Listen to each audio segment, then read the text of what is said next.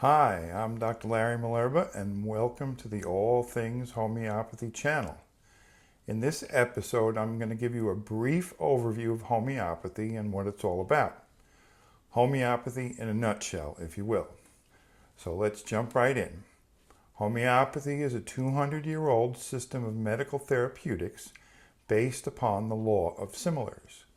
It's a holistic art and science that takes into account body, mind, and spirit, and is aimed at healing the whole person. It's a form of energy medicine that addresses energetic imbalances in the life force, imbalances that, if allowed to persist, can manifest as acute or chronic physical, emotional, and or mental illness. There's a great deal of unfounded skepticism regarding homeopathy, probably because it's so different from the type of medicine that most Westerners are used to. Having attended conventional medical school myself, I can assure you that homeopathy is just as scientific and effective as mainstream medicine. However, homeopathy disagrees with regular medicine on a number of important points, including the causes of illness and the most effective approaches to treatment and healing.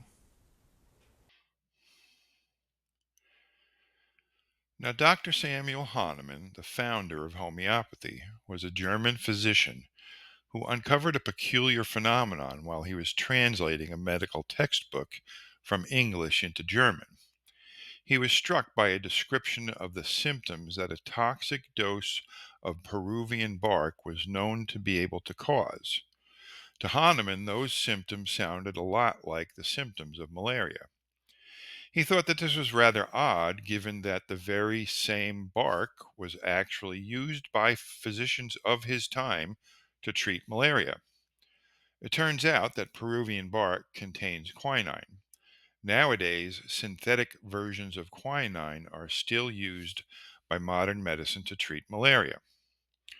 So Hahnemann decided to experiment upon himself. He ingested the bark until he developed fever, chills, and sweats, similar to the symptom pattern that one sees in cases of malaria. And thus began homeopathy and Hahnemann's quest to treat illness using the principle of similars. The good doctor went on to study many additional substances, documenting in great detail the symptoms that they were capable of causing. He then used those symptoms as his therapeutic guide. He sought to match the symptom pattern of the patient with small doses of a substance that could cause similar symptoms. The resulting therapeutic success of his new homeopathic method was a revelation to Hahnemann, just as it has been to the practitioners who have used his method for the past 200 years. Having used homeopathy in my own medical practice for more than 35 years, I can attest to its effectiveness in treating the whole range of human illness, from acute conditions like fevers, flu, coughs, viral illnesses, back injuries, sprains and strains, to chronic conditions such as migraines, arthritis, female health problems, asthma, anxiety, depression, phobias, and more. Homeopathy stands at the cutting edge of holistic healing. It has repeatedly demonstrated an ability to heal on a deep level medical problems that Western medicine can only manage symptomatically. Homeopathy is remarkably safe and rarely generates side effects. Its medicines are inexpensive and it can resolve chronic health problems in a way that is practically inconceivable to those who have not experienced it firsthand. All right, so treatment in accordance with the law of similars involves administering very small doses of a substance capable of mimicking the symptoms of an illness. At first glance, this paradoxical principle seems to defy common sense. It's the direct opposite of what we're used to. It's the opposite of the approach taken by conventional medicine, which seeks to suppress illness with drugs that oppose symptoms. Homeopathic practitioners view symptoms as the body's best attempt to heal itself. It's understood, for example, even in conventional medical circles, that a fever represents the body's efforts to fight infection. And yet, most doctors still prescribe antipyretic drugs to lower fever. The homeopath, on the other hand, prescribes medicines designed to work with an illness rather than resisting it. Homeopathic medicines are intended to accentuate the healing efforts of the life force instead of fighting against it. Although it's usually not acknowledged as such, this paradoxical principle is sometimes used even in allopathic medicine. Stimulant drugs like Adderall that treat hyperactivity and vaccines administered to prevent illness are two such examples. However, these examples differ from homeopathy in some significant ways. Firstly, the allopathic doses given are far greater than standard homeopathic doses. And secondly, there's no individualization of treatment, which is to say that most everyone receives the same stimulant drug or the same vaccine. By contrast, homeopathy uses minuscule doses of medicines specifically chosen to match each unique individual situation. So, 10 different cases of ADHD, for example, may require 10 different homeopathic medicines. Now, this paradoxical homeopathic theory sounds great, but the proof is in the pudding. In the end, results are what count most, and satisfied patients are all that matters. So, allow me to describe some concrete examples to help illustrate this seemingly mysterious homeopathic principle of similars. Think for a moment about the poison ivy plant. What symptoms is poison ivy capable of causing? Of course, itching, blistering, and oozing should quickly come to mind. Now think about what medical conditions tend to manifest with these same symptoms.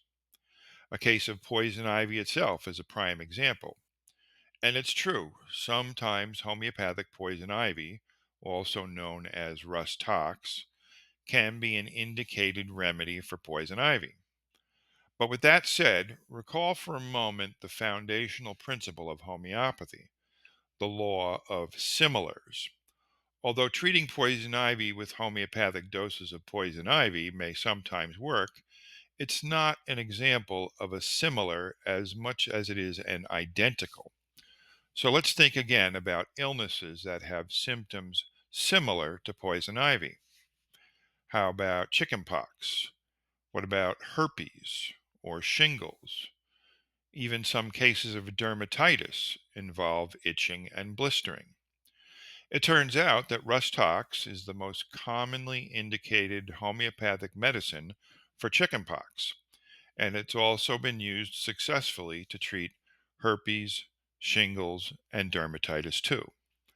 So the remedy used does not have to be identical. In fact, homeopathy actually seems to work better when the relationship between symptoms and the remedy prescribed are based upon similarity. Let's try another example. Think for a moment about the symptoms that an angry honeybee can cause. No doubt you thought of redness, swelling, heat, inflammation, burning, and stinging. When we think homeopathically, we know that the remedy made from the honeybee, Apis mellifica, will be useful in treating conditions that exhibit similar symptom profiles.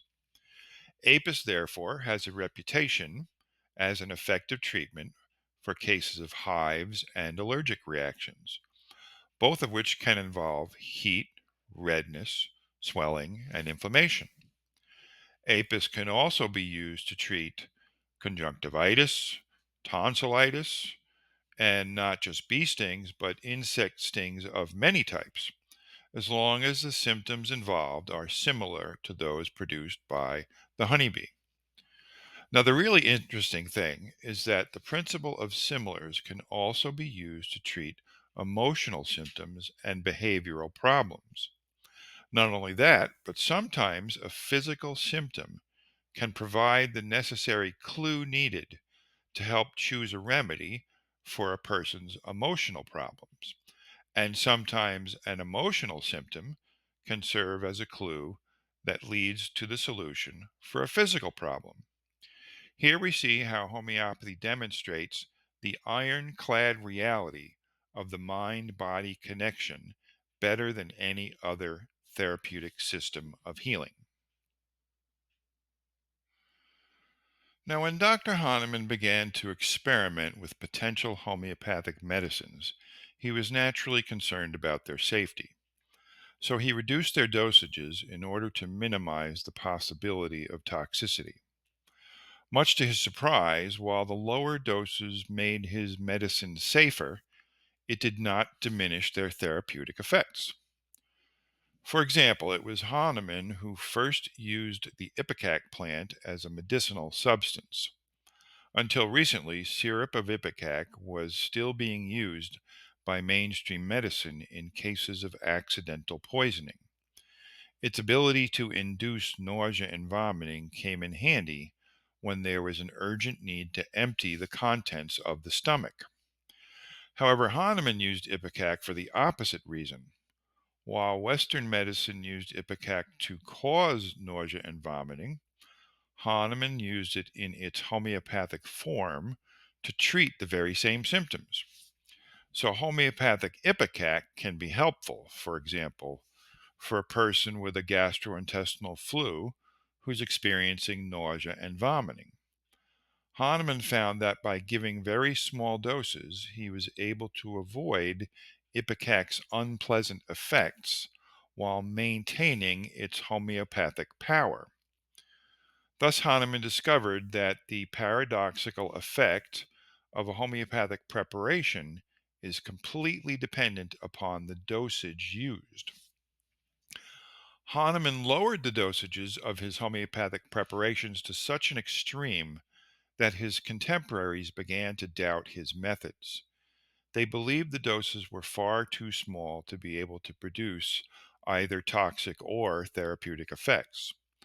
Although his detractors based their skepticism on conjecture, Hahnemann's personal experiences repeatedly confirmed his original hypothesis. Very small doses of a substance capable of causing symptoms similar to an illness had the paradoxical ability to heal that illness. Thus, we arrive at the two foundational pillars of homeopathy. The most effective medicine is the similar medicine, administered in the minimum dose necessary to achieve its purpose, which is restoration of health. To this day, uninformed skeptics rail against homeopathy, claiming that homeopathic medicines are nothing more than placebos. From my own experience, I can tell you that no system of placebo medicine could possibly achieve the results that my patients and I have witnessed in my many years of practice. Okay, now, so Dr. Hahnemann called his method of preparing medicines potentization. Potentization is a process that involves repeated cycles of dilution and succussion. Succussion simply means vigorous shaking. For example, in order to make a homeopathic preparation of nitric acid, the homeopathic pharmacist takes 1 part nitric acid and dilutes it in either 9 or 99 parts solvent, depending upon the potency scale being used. The resulting solution is then shaken vigorously, and 1 part of that solution is then further diluted in another 9 or 99 part solvent. The resulting solution is succussed again. This process is repeated until the desired potency is reached. In order to create higher potencies, this process of serial dilution and succussion is performed many times, sometimes hundreds of times. The extreme dilution of a homeopathic preparation of nitric acid renders it harmless. Although there is no possibility of toxicity, the final potentized homeopathic product mysteriously retains its ability to treat illnesses that display symptoms similar to the symptoms that can be caused by crude, undiluted nitric acid. Now, once he had prepared his medicines, Dr. Hahnemann had to develop a method by which to study them. There are those who correctly credit him with having invented the very first scientific protocols to study the effects of medicinal substances. Hahnemann called them provings. A proving involved giving repeated doses of a homeopathic preparation to volunteer test subjects who were not told what they were receiving. It was found that repeating the doses temporarily and harmlessly produced the symptoms of the given remedy. Test subjects recorded the details of their responses to the medicine, and the information was collated and studied by Hahnemann. In this way, a symptomatic profile of each remedy was established. With subsequent successful clinical use of these medicines, their profiles were further rounded out and developed. These symptom profiles, therefore, represented both the symptoms that could be caused by a substance in its crude form and the symptoms that it could treat in its potentized homeopathic form. Collectively, the body of information regarding the various remedies in the homeopathic pharmacy is referred to as the Materia Medica. Dr. Hahnemann was a medical giant, a pioneer who put into practice principles that were only discussed in theory by his historical predecessors, among whom were Paracelsus and Hippocrates. He had established beyond a shadow of a doubt that an illness can be successfully treated with very small and therefore very safe doses of medicines capable of mimicking the symptoms of that illness. All right, I hope that I've shed some light on the often misunderstood art and science of homeopathy. It can take some time to allow these concepts to sink in. It's not an easy topic to grasp. So, if you're new to homeopathy and your interest has been piqued and you want to learn more, I recommend that you begin by clicking on the Playlists tab, which will help you to navigate this channel. There you'll find various video playlists. It's always best to begin with the Intro to Homeopathy playlist or the All Things Homeopathy series of videos. You'll also find playlists for History of Homeopathy, videos that present clinical cases, therapeutics videos, principles and practice videos, Materia Medica videos, and much more. Please feel free to explore the channel. And thanks for tuning in.